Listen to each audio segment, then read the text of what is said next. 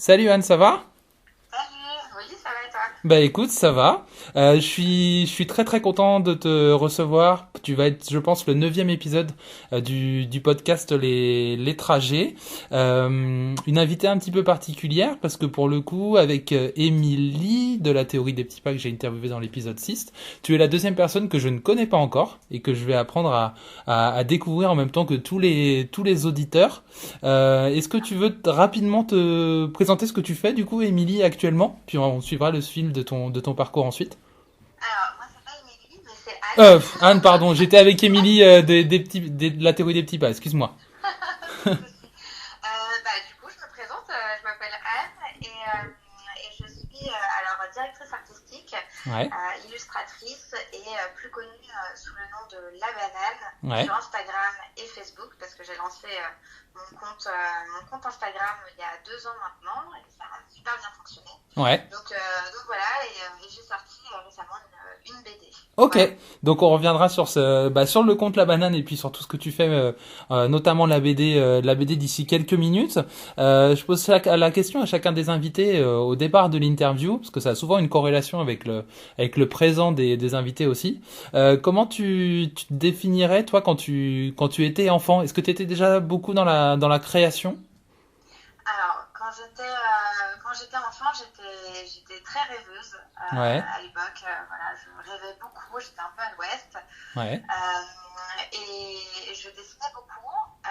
Quand j'étais déjà au maternelle, en fait, j'avais ma maîtresse qui avait déjà en fait dit à mes parents que j'avais un coup de crayon qui était un peu différent des autres camarades de classe. d'accord. Et du coup, elle avait dit à mes parents, ben voilà, ce serait peut-être bien de l'inscrire finalement à des cours de dessin parce qu'il y a peut-être quelque chose à faire. Mhm. Et ben, mes parents, ils m'ont inscrite sur des cours pour faire des cours de dessin et me voilà partie dans cet univers-là dès l'enfance. D'accord. Et c'est toujours ce que tu as voulu faire, parce que mon autre question c'était de savoir quel métier tu voulais faire quand tu étais jeune. Du coup, t'es tout de suite parti là-dessus? Alors, pas tout de suite.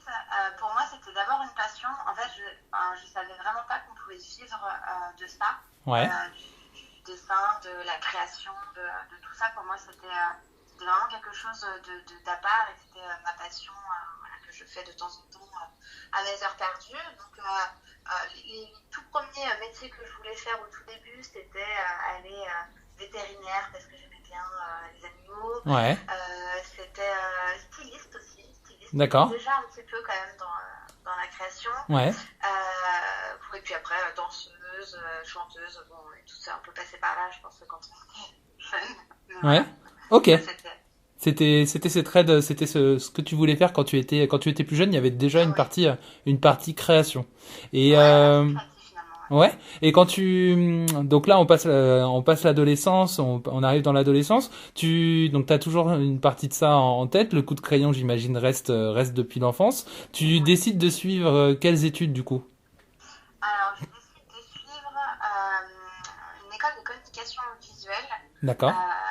Suite à ça, en fait, je me suis dit, bon alors, est-ce que je vais aux Beaux-Arts ou pas? Est-ce que je fais autre chose? Est-ce que, voilà. Et en fait, j'ai fait comment on appelle ça? Porte ouverte, voilà. J'ai fait les Ouais. portes ouvertes à Tours. D'accord. Et en fait, il m'a tapé dans l'œil et c'était une école où il y avait vraiment beaucoup de dessins au début. Mhm. Et ensuite, ça orientait en fait vers vraiment les métiers de la publicité. Ok. Et je me suis dit qu'il y avait vraiment quelque chose à faire là-dedans et que c'était un métier créatif et que la base était le dessin pour entrer dans l'école. Donc c'était chouette, quoi. Ça allait en tout cas avec ce que j'avais envie de faire. Ça combinait ce que tu voulais à ce moment-là. Ouais, exactement. D'accord. Et donc quand tu rentres dans cette école-là à Tours, du coup? Exactement. Je rentre dans Ok. cette école-là à Tours sur entretien. Après, à l'époque, il y avait 50% de personnes qui étaient pris Ouais. après la prépa. Et puis ensuite, 3 ans derrière. Donc en gros, ça fait 4 ans, quoi. 4 ans d'études. D'accord, 4 ans d'études. Une fois que tu sors de tes études, donc c'est long mine de rien. À la fin de ces 4 ans d'études là, t'es toujours autant motivé par ce domaine-là. Toujours autant. Hein, de toute façon, vu que c'est une passion déjà de base, Ouais. essayer de le transformer en un métier, évidemment, c'est chouette. Ouais. Ouais. Et donc, Ouais. quand tu finis ça, du coup, ta carrière professionnelle, elle se lance directement? Ouais, elle se lance directement. Je suis dans une agence de communication au Mans. Et puis après, suite à ça, je suis direct allée sur Paris et je me suis mis en freelance D'accord. tout de suite. Donc voilà, ça fait bientôt 8-9 ans que je suis dans le domaine. D'accord. 8 9 ans que t'es dans le domaine et que t'as lancé ta première activité. Exactement, oui. Ok. Et quand tu es en freelance, du coup, t'as des clients qui te demandent des visuels, c'est ça, de ce que j'ai pu voir? C'est exactement ça. En fait, le métier de directeur artistique il est assez vaste et assez vague à la fois. Ouais. C'est-à-dire que dans ce métier-là, il y a un peu deux branches. Il y a la branche print, Ouais. tout ce qui est impression, et D'accord. il y a la branche digitale, plutôt voilà, sur le web.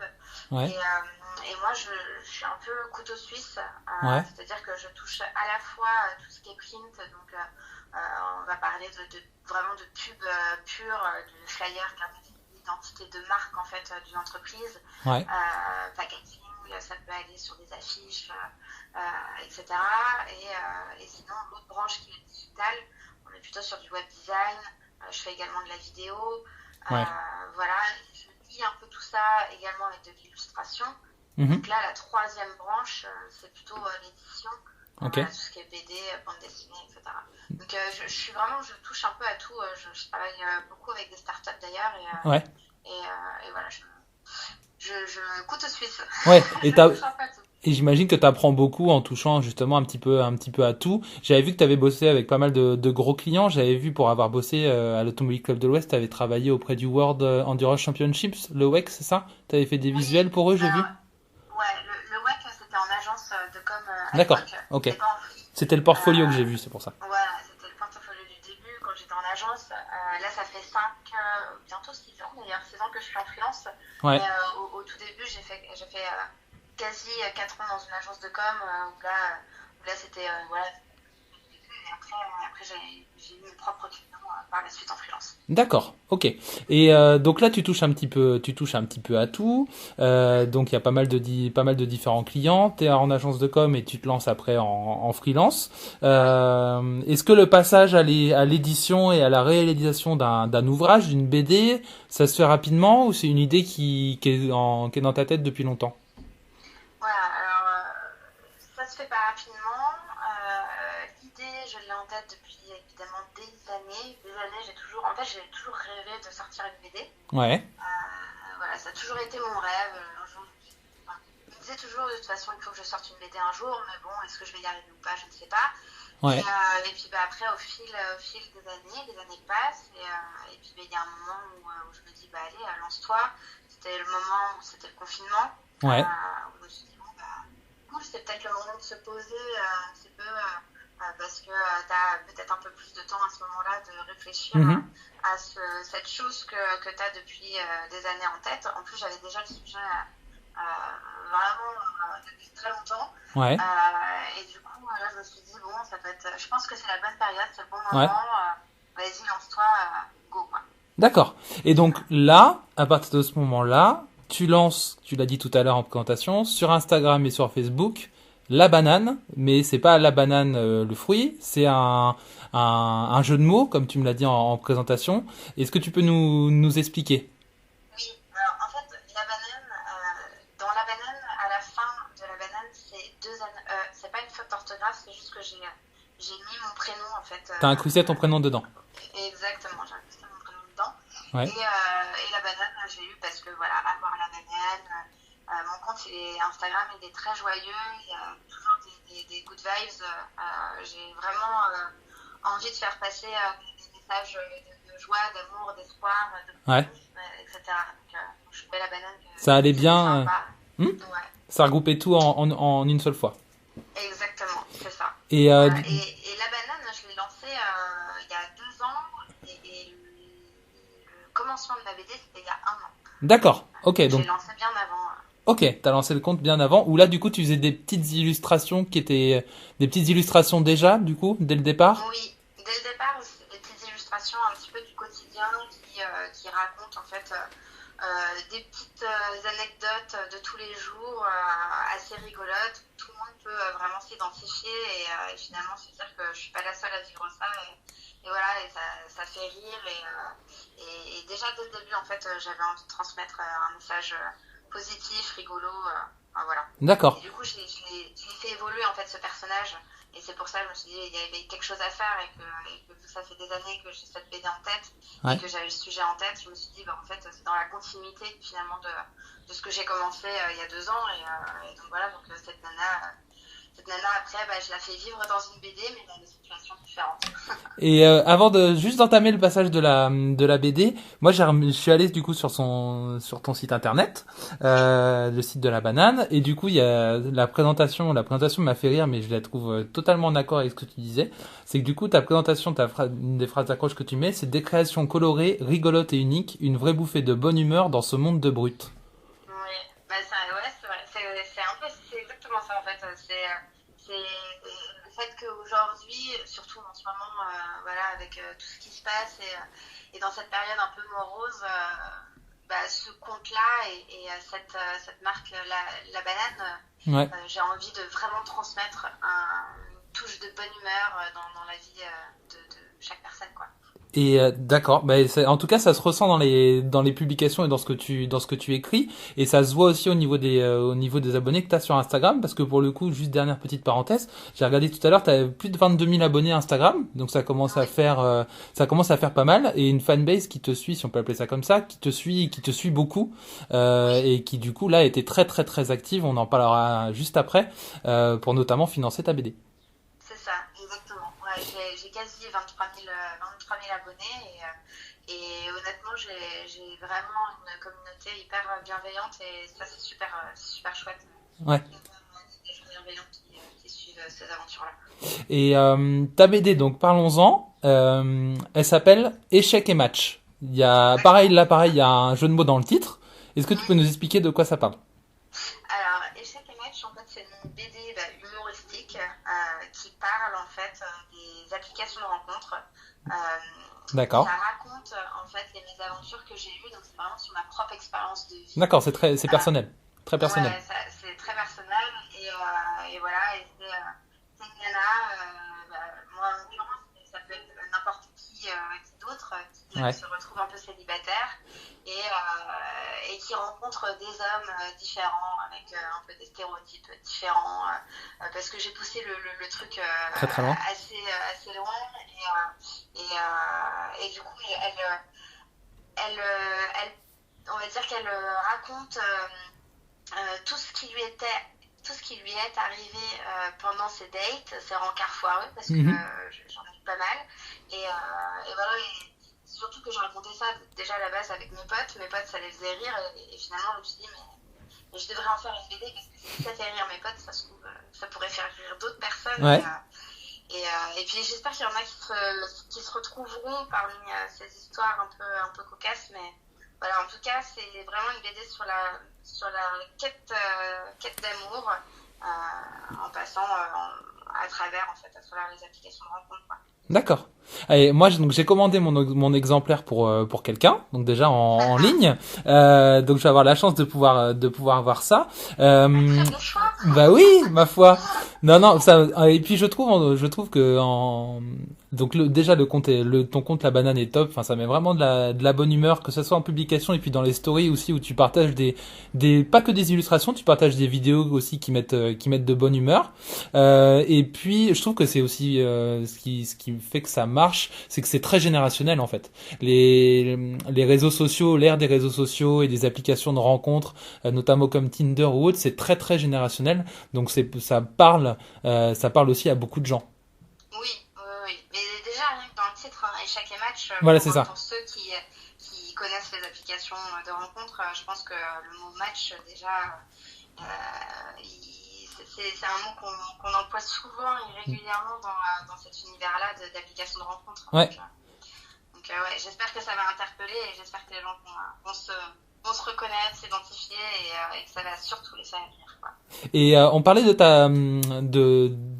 ta fanbase, enfin des gens qui te suivent notamment sur Instagram, parce que du coup ta BD, c'est pas anodin, tu l'as financé via une plateforme participative.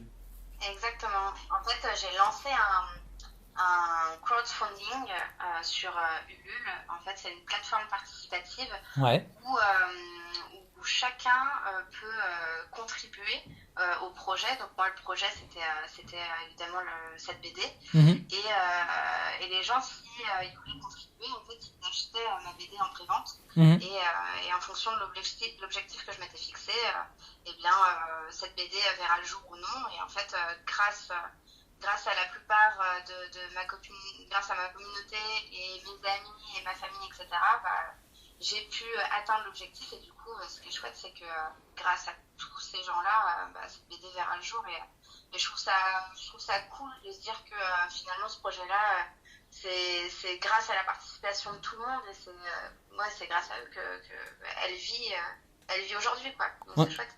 Et du coup, là, t'es non seulement arrivé à 100%, mais Ouais. tu t'arrives même à l'objectif des 200%. Donc c'est que tu doubles Ouais. ton objectif de départ. Exactement. Ouais, j'ai quasi doublé. J'aurais voulu faire les 200%, Ouais. mais j'ai atteint 188%, ce qui est déjà très très bien. Ouais, bah oui. Et je suis super contente. Et puis bah, j'espère que ça va continuer. Hein. J'espère que évidemment on en parlera. Et d'ailleurs peut-être ça va être bientôt prochainement dans les librairies au Mans. Ouais. Bah écoute, Voilà. ça sera top. Et puis aussi dans les librairies, et puis en espérant aussi que ça puisse être, j'imagine que c'est ton souhait, être vendu de la même manière en ligne potentiellement. Je sais pas C'est ça. comment ça se passe derrière, mais que Ouais. tout ça, ça soit mis en place. Donc moi, je partagerai via évidemment la Instagram les trajets, bien évidemment quand j'aurai reçu le livre, quand j'aurai tout feuilleté. Non, non, mais je ferai ça bien. Parce que du coup, Oui. tu participes au projet, donc il n'y a pas de raison que moi, même si je suis arrivé sur le tard et que j'ai pas pu participer au lancement de la BD, j'ai quand même fait ma BA, donc Ouais, voilà. non, c'est top. Et puis, je suis sûre que j'espère que ça te plaira. Tu Ah vois, bah franchement, moi je sais déjà à qui ça va plaire. J'ai quelqu'un de très cool. proche dans ma famille qui est passé par pas mal de choses comme toi, et donc je pense que ça va beaucoup la faire rire et lui parler. Elle est très fan d'illustration, donc il y a pas de, j'ai aucun doute que le cadeau, je suis rentré dans le mille. Bon, bah, top alors. Et Top. Tu me diras ce qu'elle en pensera. ouais, je dirais ça, je te dirais ça. Il y a pas de souci. Et du coup, donc là, la BD en soi, elle est commandable en ligne. Est-ce que tu peux nous dire un petit peu comment on peut faire pour l'avoir, pour avoir ce précieux Alors, sésame? vous pouvez la commander sur mon site internet, labanane.fr. Et comme je disais, la banane, attention, c'est pas ME à la fin, c'est 2 ME à la fin. Ouais, Et sur mon site labanane.fr, il y a à la fois ma BD, il y a aussi une BD et marque-page, et puis je fais également d'autres goodies pour ceux à qui ça intéresse. Je fais des tabliers rigolos, je fais des pins aussi. ouais. Voilà, Des petits portraits aussi, du coup. oui, des portraits aussi. Il y a vraiment plusieurs produits. C'est que des trucs fun, drôles et vraiment qui ramènent de la bonne humeur. Ok. Est-ce que tu avais autre chose à rajouter avant qu'on passe aux questions plus légères que je pose à chacun des invités? Est-ce que tu avais autre chose à rajouter ou pas? Eh bien non, mis à part, j'espère que vous allez découvrir cette BD et que ça vous a donné envie de l'acheter. J'espère que ça vous fera sourire et rire. Ouais. Bah Je crois écoute, que c'est ce que j'ai envie en fait. Je crois que j'ai envie ouais. que les gens en lisent. Et voilà. Ok, bah écoute, le message est passé et je transmettrai, comme je te l'ai dit, pas mal d'infos dessus au mot avant et au moment où et après même que l'épisode soit sorti. J'ai quatre petites questions pour toi pour clore un petit peu cette interview de façon plus légère. Donc là, t'es en plein dedans le lancement et la sortie de ta BD, la future sortie, et du coup, tu imagines comment toi ton avenir proche et lointain du coup. Proche, j'imagine, c'est la sortie de ta BD, mais lointain, t'as d'autres buts? Oh là là, lointain, je dirais sortir d'autres BD et ouais, peut-être sortir d'autres BD, mais je pense que j'aurais d'autres idées en tête entre-temps. Ouais. Mis à part la BD, il y a tellement de choses dans la création que je sais jamais, au compte-gouttes ce qui m'attend. Donc je sais pas trop. Lointain, les choses, l'avenir lointain, c'est vrai que c'est difficile pour moi de me projeter aussi loin. D'accord. Parce que, ouais, Et, toujours le jour. et du coup, tu parlais au départ, tu as toujours souhaité sortir ta BD. Donc là, maintenant, c'est un rêve que t'as accompli. Est-ce que tu penses que t'en as d'autres, des rêves? Pas seulement professionnels, mais... Alors non, là tout de suite maintenant non, je dirais vraiment le rêve que j'ai toujours voulu réaliser, c'est celui de sortir une BD et elle est là, elle est bientôt là. Donc c'est pour moi là, je suis comblée, je suis heureuse. Donc D'accord. c'est cool. Et peut-être qu'il y aura d'autres objectifs, Ouais. peut-être une deuxième BD ou le début d'une longue série, j'en sais rien, mais D'accord. Ok. Et alors, avant-dernière question, ces deux questions, les deux dernières, je les pose à tous les invités. Alors, imaginons, là, je claque des doigts et demain le Covid disparaît totalement de nos vies. S'il y avait quelque chose que tu souhaiterais tout de suite, là, impérativement faire, là, maintenant, tout de suite, Covid n'existant plus. là maintenant tout de suite, manger au resto quoi. Ouais, ça revient souvent, mais... Ouais. En fait, le resto, pour ma communauté qui me connaissent bien, ils savent que je vais au resto souvent, régulièrement, Ouais. et je partage toutes mes photos de bouffe parce que j'adore manger. Et je crois que c'est ce qui me fait, enfin, c'est ce qui me manque le plus, quoi, c'est manger au resto Ouais. et surtout parce que je suis mancelle, mais j'habite à Paris. Ouais. Et surtout à Paris, en fait. Ah bah oui. Voilà, Paris, pour moi, c'est la ville là où tu manges le soir un plat d'heure, où tu vas dans les bars, où voilà, tu vas au bistrot, tu vas au café, tu manges une petite tarte au citron avec ton petit café. Enfin voilà, et du coup, ça me manque beaucoup. D'accord. Dernière question. Imaginons que tu avais plusieurs heures qui t'étaient offertes pour t'asseoir auprès d'un café, autour d'une bière ou même d'une tarte au citron, auprès de quelqu'un qui a existé, que ce soit un proche ou une célébrité ou autre. Est-ce que tu saurais me dire là d'emblée avec qui tu souhaiterais partager ce temps-là? Ouais. Déjà, en plus, là, tu me dis tarte au citron, mais honnêtement, c'est pas la tarte au citron que je prends, c'est plutôt du chocolat. D'accord. Donc, c'est plutôt mousse au chocolat, tiramisu aussi, Ouais. tiramisu au chocolat, enfin voilà, plutôt ce genre de choses. Et je pense que je mangerais bien ça avec Margot Motin. Tu vois, D'accord. Margot Motin, j'ai toujours voulu la rencontrer, j'ai jamais pu. Pour moi, c'est une source d'inspiration, Margot Motin. Est-ce que tu peux nous expliquer qui c'est au passage? Pardon? Tu peux nous expliquer qui c'est au passage? Oui, Margot Motin, c'est une illustratrice qui a sorti une BD au tout début, je sais plus quel âge j'avais, mais j'étais jeune, et c'était la toute première BD qu'elle a sortie, et après, s'en a suivi une longue série, et donc elle sort vraiment plein de BD. Elle est assez connue dans le milieu de la BD et de l'illustration.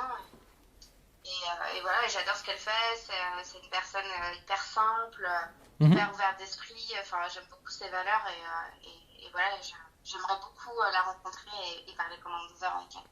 D'accord. Eh ben écoute, l'interview elle touche à sa fin. Je pense qu'on a été très très complet et comme je te l'avais indiqué en préparation de l'émission, l'ensemble est vraiment très fluide. Donc c'est parfait. J'aurais normalement pas de retouche ou de montage à faire à cette émission. C'est vraiment le but de départ. Là pour le coup l'épisode 9 se termine. Comme je le dis à chaque fois, mais c'est très important pour moi, média qui débute. Les épisodes sont disponibles du coup le 1 à 9 sur YouTube, sur Spotify ainsi que sur d'autres applications de podcast, notamment Pocket Cast, Radio Public aussi.